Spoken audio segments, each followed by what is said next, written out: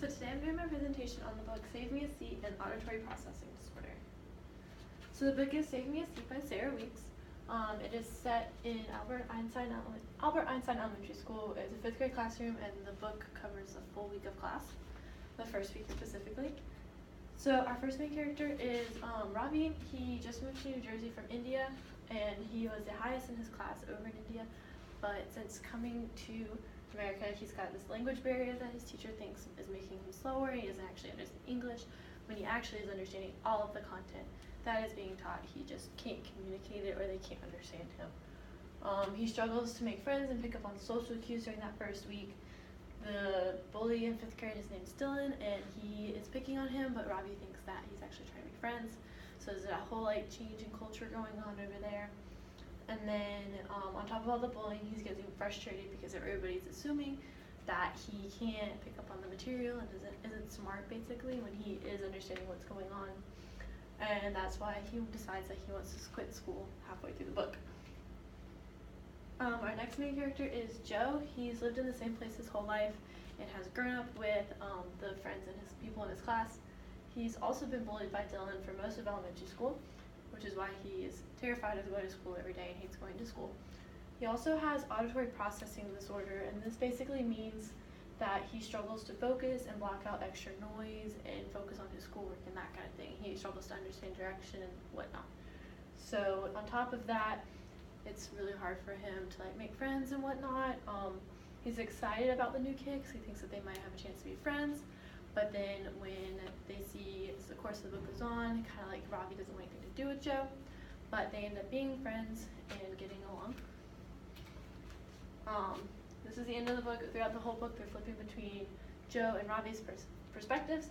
And by the end of the week, they realize that they do have something in common, that they both have a bully that they don't like, and they end up pranking him and knocking him down a few pegs, and then they have someone who will save them a seat at lunch and be their friend no matter what, hence the title of the book. So the difference in this book is auditory processing disorder, or APD. It affects about 5% of school-age kids, and basically it's just that they don't hear the same way as other students do. There's a disconnect between their ears and their brain, so they're not fully coordinated, they're not communicating with each other as well.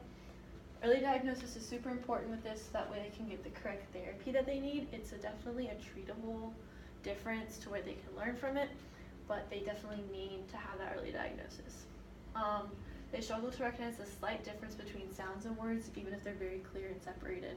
So they can still get that confusion going on, even when you think you're being super, super specific. A kid with APD will not see the difference at all. When there's background noise going on, which is 90% of most social situations, is when it's the hardest for them to focus and when most of these problems occur. So even pencils dropping and paper shifting around can really throw them for a loop. So for some accommodations that can be made, basic accommodations whenever interacting with a student like this is standing closer, making direct eye contact, making sure that they completely understand what you're saying.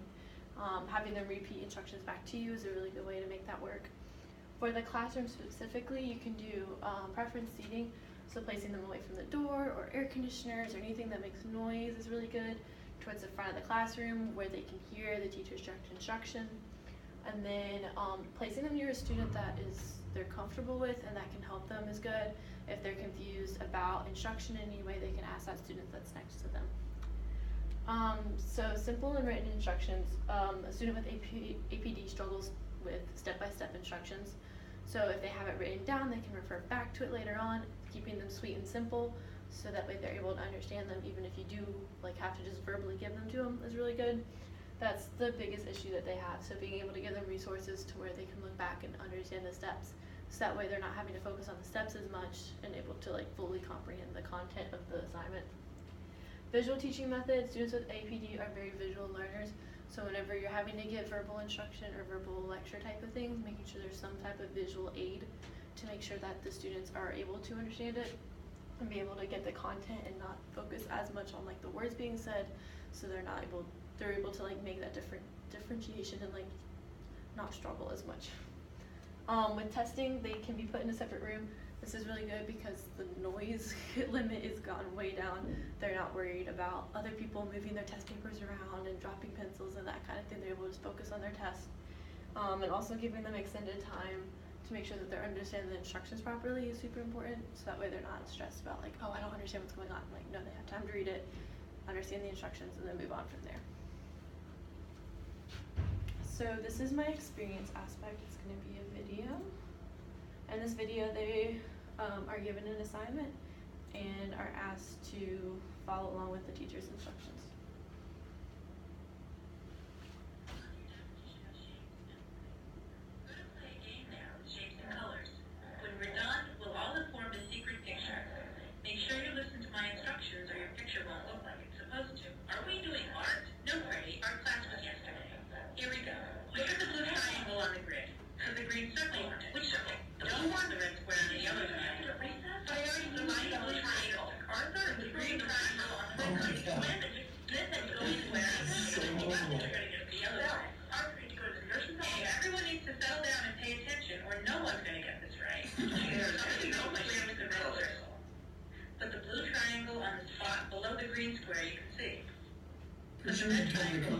Twice. The yellow circle on the left empty space.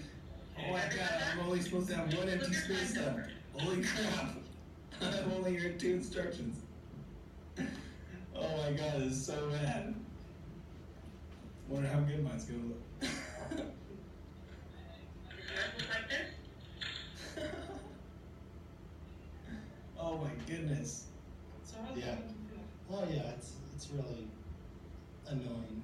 And I have a really hard difficulty like with that kind of stuff when I'm in a restaurant that's a noisy restaurant and there's conversation going around. I'm trying to focus on one person's conversation.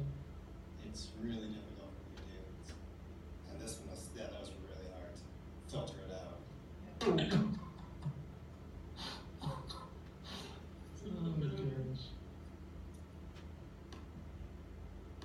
Does yours look like this? No, it does not. I did get one shape right.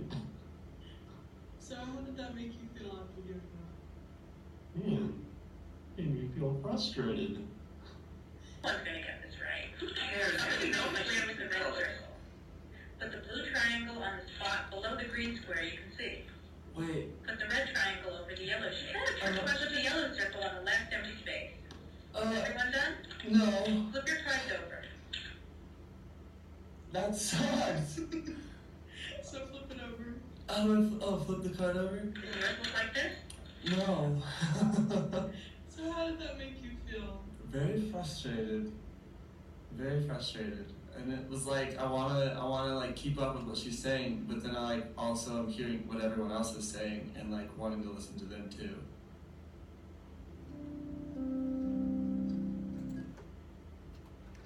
So yeah, that's definitely what a child with APD is going to be experiencing on a daily basis with things as little as papers moving around, people getting up, walking around the room, having side conversations. So just trying to minimize that as much as possible is a very good thing. So this book is very beneficial for future educators to read. I think there's 3 really big things that you get out of this book. One, it does talk about a difference, and it's not one that's talked about a lot. APD is not a very well talked about difference. I mean, I've never heard of it before I ever had to read this book. So I think it's definitely a good intake or opinion on that. And then it talks about like how a student feels to be bullied and stuff that's going on. Like there's stuff going on at home, stuff going on at school that the teacher might not be aware of. So it's kind of another insight on that as well. And then it's also interesting about seeing a student from another country that had just moved, which can be from a student moving in general and being new to a school and that adjustment that takes place. So I think recommend for teachers to read it for sure. So this is my personal review on like the book and APD as a whole. So I really agree with this book. I thought it was a great book and I really do recommend it to anybody, honestly. I feel that APD is not often talked about and a lot of teachers don't even recognize it as a real difference. I feel like a lot of educators think that, oh, they just need to focus harder and make sure that they're putting in the actual work. It's just they need to focus harder. That's like what everybody says. But I really think that they need to focus on like providing the tools that the student needs to be able to understand the instruction so they can get the content, because that's what they're really struggling. They just can't process information the same way that everybody else does. Because of this book, I'm way more aware of how I can help students that are struggling to learn and struggling to process things in that kind of way. APD is definitely a difference that can be worked with and helps. That way a student can be successful. There are so many different ways that I didn't even include in this presentation to make sure that a student with auditory processing can get the information that they need to complete the task successfully. So that is my presentation. Thank you very much.